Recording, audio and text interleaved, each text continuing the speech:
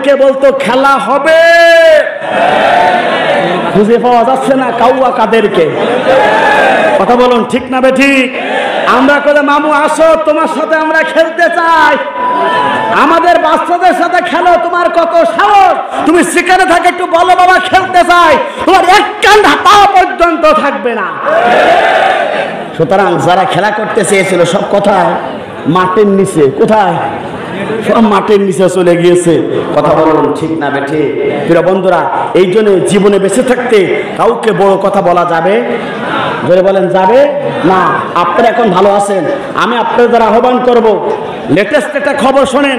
আমার বাড়ির পাশে একজন হিন্দু মহিলা আছে, আমার বাড়ির পাশে একজন হিন্দু মহিলা আছে, সেই মহিলার ছেলেকে দোকানপাট ভাঙা হয়েছে। তো আমি জিজ্ঞাসা করলাম যে চাচি, আমি জিজ্ঞাসা করলাম দিদি এই কাজ কারা করতে পারে? কথা এই সমাজের কিছু খারাপ চক্করি ব্যক্তি। তো সেই হিন্দু মহিলা আমাকে বলছে জামাত ইসলামের ছেলেপিলি এই কাজ করতে পারে না।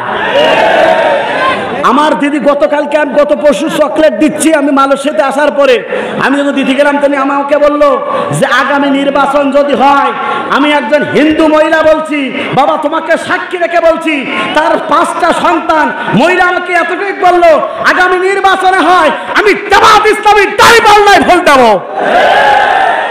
তাই বোঝাই যাচ্ছে হিন্দুরা পর্যন্ত জামাত ইসলামকে ভালোবাসে, কারণ তারা জানে জামাত ইসলামের কর্মী দ্বারা এই বাংলাদেশে কোনো মারামারি হতে পারে না।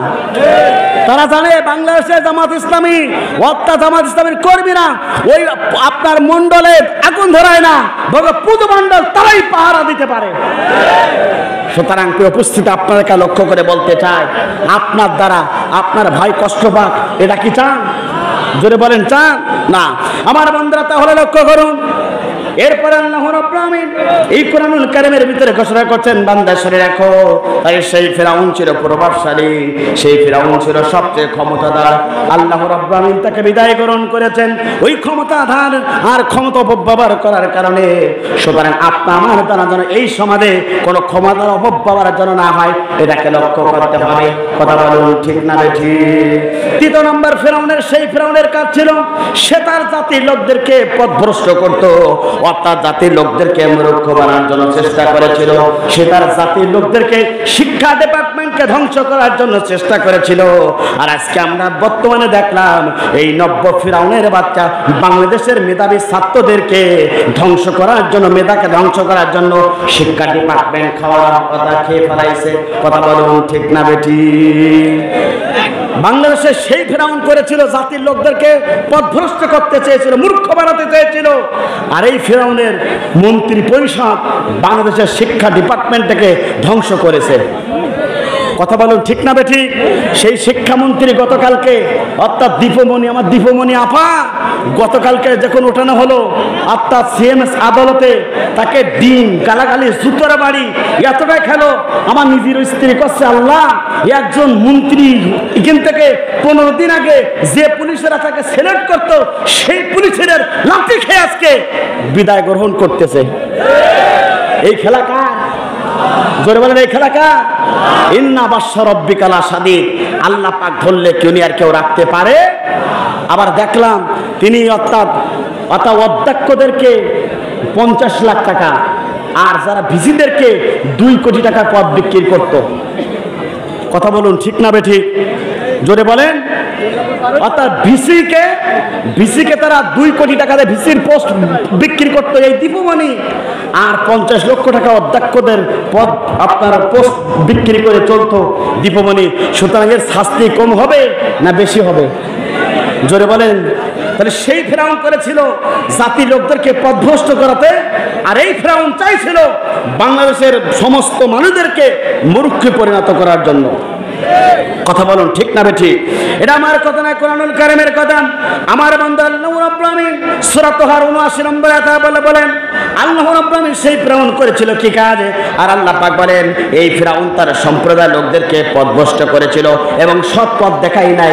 কথা বলুন ঠিক না বেঠিক?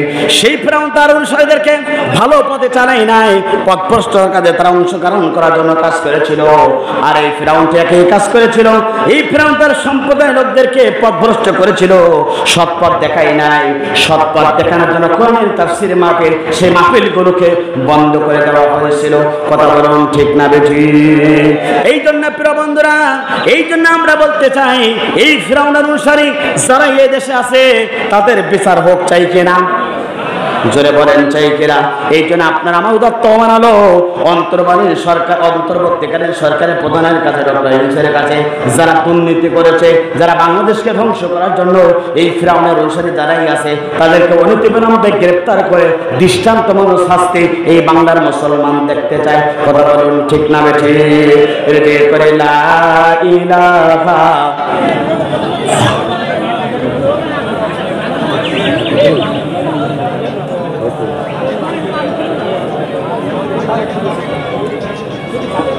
লা ইলাহা সুবহানাল্লাহ আলহামদুলিল্লাহ লা ইলাহা সুবহানাল্লাহ আলহামদুলিল্লাহ লা ইলাহা